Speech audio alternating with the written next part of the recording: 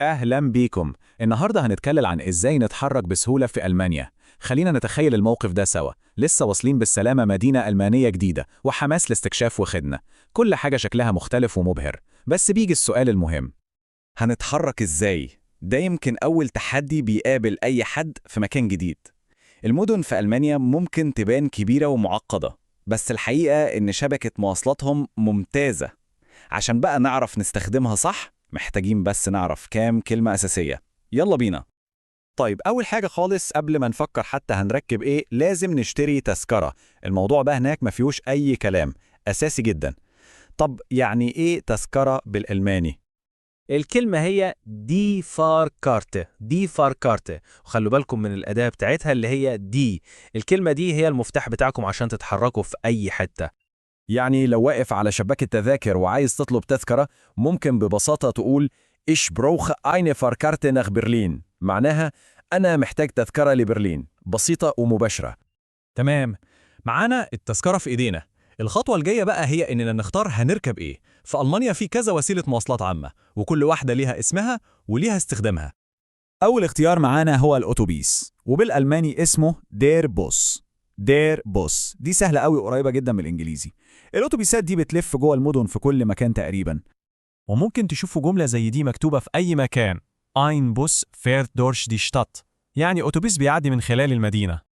نيجي بقى للقطر، بالألماني اسمه دي بان. دي بان، كلمة بان دي عامة شوية وممكن تقصد بيها القطارات السريعة اللي بين المدن أو حتى القطارات اللي جوه المدينة، وهي طبعا وسيلة سريعة ومهمة جدا هناك. والجملة دي بتوصفه بالضبط. دي بانفيرت شنيل، يعني القطار سريع. ودي حقيقة مش مجرد جملة. القطارات في ألمانيا فعلا سريعة جدا. طيب وإيه هو أوبان؟ دي ببساطة هي كلمة السر للمترو أو قطار الأنفاق. فكروا فيه كده زي مترو الأنفاق بتاعنا في القاهرة، بيمشي تحت الأرض وبيوصلك لأي مكان بسرعة ومن غير زحمة. والجملة دي بتورينا استخدامه اليومي إزاي. Ich fahre oft mit der U-Bahn zur Arbeit، يعني أنا غالبا بروح الشغل بالمترو. ونيجي لآخر وسيلة مواصلات عامة معانا وهي دي شتراسنبان. دي شتراسنبان دي بقى اللي هي ترام بالظبط، زي ترام اسكندرية كده اللي بيمشي على قضبان في نص الشارع. والجملة دي بتوصفه كويس قوي. دي شتراسنبان فات دوش دي شتات، يعني الترام ماشي جوه شوارع المدينة. الحقيقة وسيلة ممتعة جدا لو الواحد عايز يتفرج على معالم المدينة وهو بيتحرك. يبقى كده نلخص بسرعة الاختيارات اللي عندنا دير بوس الأتوبيس، ودي بان القطر، ودي أوبان المترو، ودي شتراسنبان الترام. دول الأربعة الأساسيين اللي غالبا هتستخدموهم.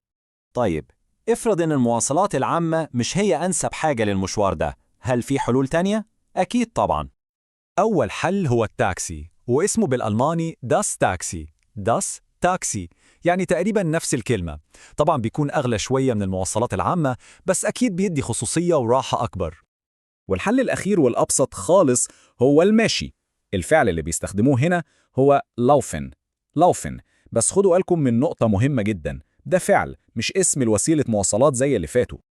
على سبيل المثال جملة Ich laufe jeden Morgen ترجمتها الحرفية أنا بجري كل صباح.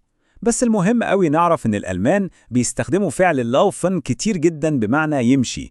يعني ممكن حد يقولك Ich laufe ويكون قصده أنا ماشي، مش لازم يكون بيجري. وبكده نكون لمينا أهم الكلمات اللي هتساعد أي حد فينا يتحرك في ألمانيا بكل سهولة. الموضوع فعلا أبسط بكتير مما نتخيل، هي بس مجرد كام كلمة بنعرفها والدنيا بتمشي. يلا نفتكرهم مع بعض الآخر مرة عشان يثبتوا في دماغنا. دي فاركارت التذكرة، دير بوس الأتوبيس، دي بان القطار، دي أوبان المترو، دي شتراسنبان الترام، داس تاكسي التاكسي، والفعل لوفن بمعنى يمشي أو يجري.